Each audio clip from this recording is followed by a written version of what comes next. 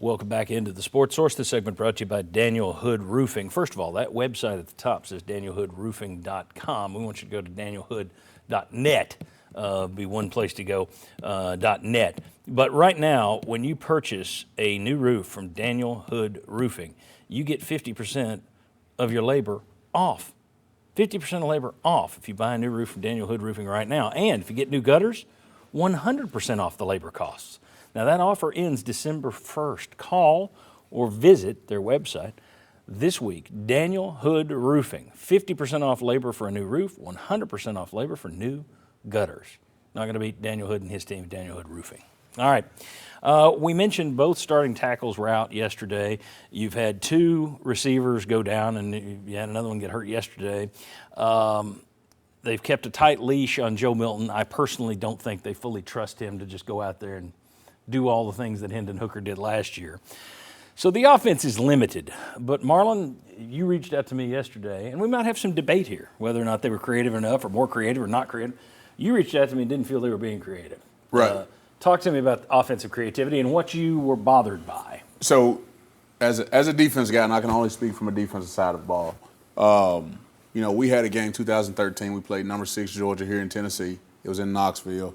We knew toe for toe we couldn't go line up against those guys and go blow for blow and say we're going to beat you. I know we don't like to say this name, but Butch Jones did a hell of a job of just scheming us up. Where we took some chances on 4th down. I think there was a little flea flicker play to Rajon Neal. Yeah, I think it went for about 60 yards.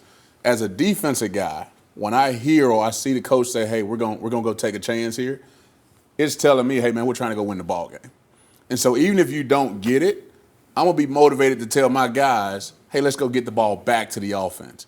But when we line up and we just dig and dunk, we do our same little deal, all right, and we know we haven't done great with it the last couple of weeks, all right, that's for me saying we're not going to go get it. I think there were some things we could have done misdirection-wise. They could have kind of off-balanced Georgia defense a little bit. I think that would have helped us out. I thought Georgia, we talked about this, as soon as we got off the phone at halftime, they went out and ran another. Georgia actually ran a few more wrinkles than Tennessee did. Tennessee did, yeah. Mike Stoll, you're a former offensive lineman. Offensive creativity enough or not enough? Yeah, it's not near enough, right? And there's a difference between playing to win and hoping to win. And when you hope to win, it's kind of when, all right, we're just going to play and hopefully we get a break, we get a couple turnovers. When you play to win, even now, toe-to-toe, you saw it, the recruits, they have more talent than you do. So you're going to have to do something. I mean, Georgia did it. We didn't. You got to be more creative. And when Joe Milton is clearly limited in what he's doing from a decision-making standpoint, you've got to do some things that throw wrinkles in there to make it happen. And they're running him less. Again, it started to pick up when they ran him more. For some reason, they've stopped running him as much. And then another thing that bothers me, granted, it is a low percentage play, those deep balls. It's low percentage, not just because he has a tendency to overthrow guys. That's a low percentage with any quarterback. Still, though, when you're in the fourth quarter and you're down 38-10, I don't need to see a handoff up the middle. Just if I hear one more word about his 90-yard arm, put it in action.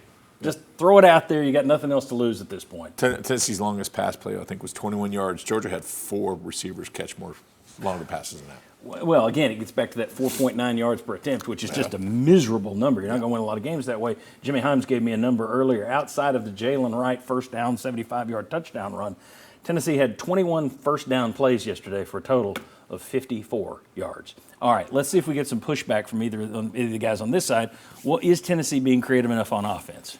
To me, you're never creative enough on offense. I mean, I love more that's creativity. The twist. It's well done. More creative. I don't know if it's a twist, just honesty. Speaking from a guy who loves movement on offense. Good. I love seeing when you got a team like Georgia coming in, hey, what's wrong with a flea flicker? What's wrong with a double reverse, triple reverse? What's wrong with a hook and ladder? What's wrong with that stuff? I like that stuff when you're going against the big games and inside the big games and the offense is ready to keep moving. I like that stuff. Kevin. So when you run this offense and with the tempo that they run it with, you can't do everything. You really kind of have to get good at what you do. So the system in itself lacks creativity. It's one-word calls, they're getting up to the line, and we're running things quick. But I agree with you guys in that this year's version of the offense needs some more wrinkles, needs a little bit of flavor because things that we've done in the past we're not even able to go at tempo really. Yeah. I mean, we try to, but it's not working because the key to this offense is creating explosive plays. As a defensive guy, we know anytime you make an offense earn it for 10 plays, 12 plays, more down the field, they're going to make a mistake. They're going to mess it up, right? And that's true of any offense. So this offense was running at its best when it's creating those big explosive plays. Obviously, that's not happening this season. So I agree with you guys. You'd like to see some more creativity, do some different things, but those different things and creativity is not in the DNA of this offense. And the last thing I'll say is, I think for the offense, there is some creative things that you can do, but it's been inconsistent. Like the switch release is something that we've done stack switch release. They came out with a 3-by-1, motion a guy, and then ran the stack switch release, and ended up Milton and Chaz Nimrod hooked up for probably what was the best pass play of the game. Longest play. That was a different play. I hadn't seen us run that, but so there's creativity, and then there's creativity within what we do. Well, and see, that's part of the issue. We've talked earlier this year. It was brought up when it became apparent after the Florida game that, okay, this offense isn't what they've had in the past. Is there another approach? And I'm not saying, yeah, he's going to throw it out and go to the wishbone. But does he have something else, as Bob said last week, something else in the toolkit? And I think we're finding, no, it's kind of this. Now, it's interesting. I would have thought it may not be the thickest playbook. Everyone said this is a simple offense. We had Justin Hamilton trying to explain that last year, and it made people mad. It can't be simple if it's this good. Yeah, it can. It's part of the brilliance of the offense when it's working. But my question was, is the offense so good you don't need all this stuff, so you don't have it, you're not counting on it? Your take is interesting that you don't have time to practice it. It's basically you can't have everything in a playbook. You got to spend all your time getting this stuff down. I'll point to one play that happened last year. That was a big play. We put Jalen Hyatt in the backfield. We were going tempo, so we caught him off guard. Put Jalen Hyatt in the backfield. He goes out, run the wheel route. He's scanning. That's what I'm saying. Throw some of those in there this game. It's Tennessee versus Georgia. Well, were there ways to use Dylan Sampson? We've talked about that. Are there different ways to use him rather than just using him in the same plays that everybody else gets? We use our running backs the same. All right, well, their talents are a little different. Is there a way to get D. Williams? How long have we heard that? Now, maybe he's not ready. Maybe he can't hold on to the ball when they put it in his hands. I don't know.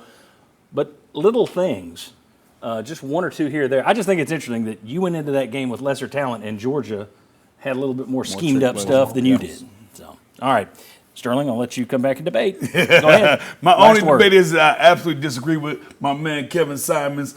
When you come out of a timeout, you're on the sidelines, things that you do during practice, every offense does it. We do specials. Call a special. I know we got them in offense. Call it. Let's rock with it. So you said they've got it, they're just not calling it. That brings in another question that we'll be having, I'm sure, after the season, maybe next week, and that is your offense coordinator change. Everybody said, it's Heupel's offense. Can't make a difference. These guys get paid money for a reason, so did it make a difference? Can you lay it on one coordinator? Is it just the first year of a coordinator, and the guy gets better in year two? All that's up for, I'm guessing, 50 or 46 weeks of discussion before the next season. All right, when we come back, any danger in Tennessee's players sitting there feeling like the coaches aren't putting us in the right position? And don't let these players tell you, that never happens. I've heard them say it happens. We'll get their take on whether or not it might be happening now. Come on back on the Sports Source.